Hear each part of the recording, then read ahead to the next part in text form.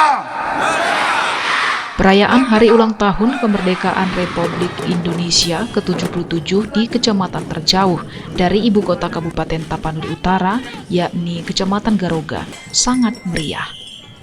Meskipun Kecamatan Garoga merasa adalah kecamatan yang sepertinya kurang perhatian dari pemerintah Sumatera Utara, karena hingga tahun ini jalan provinsi menuju Kecamatan Garoga masih banyak yang rusak, namun tak membuat masyarakat Garoga patah semangat dalam perayaan Hari Ulang Tahun Republik Indonesia yang ke-77.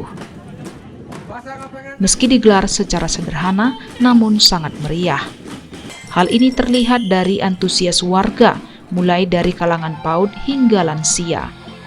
Selain upacara, warga juga dihibur dengan tarian tortor dan turnamen sepak bola antar desa se-Kecamatan Garoga. Kepada mantan menteri ke kota lagi Camat Garoga Budiarjo Nenggolan mengatakan kemeriahan HUT RI tahun ini merupakan dampak dari pandemi selama 2 tahun sebelumnya, sehingga masyarakat rindu akan perayaan HUT RI kembali dilaksanakan sebagaimana sebelum pandemi.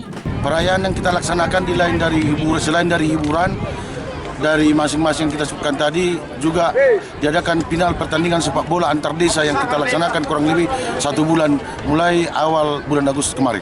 Sesuai dengan petunjuk dari pimpinan kita, Bupati Tapanuli Utara, Dr. Andus Nixon MSI, kita secara perlahan menangani dengan cara swadaya, baik melalui Pak Bupati, Kepala Desa, Camat, dan stakeholder yang ada di Garoga. Hal yang sama juga disampaikan perantau asal Garoga, Nelson Danipute. Masyarakat yang sangat antusias dengan pertandingan sepak bola ini, sehingga kita sebagai putra daerah yang merantau dari Kecamatan Garoga, kita sangat mendukung dan petugas medis.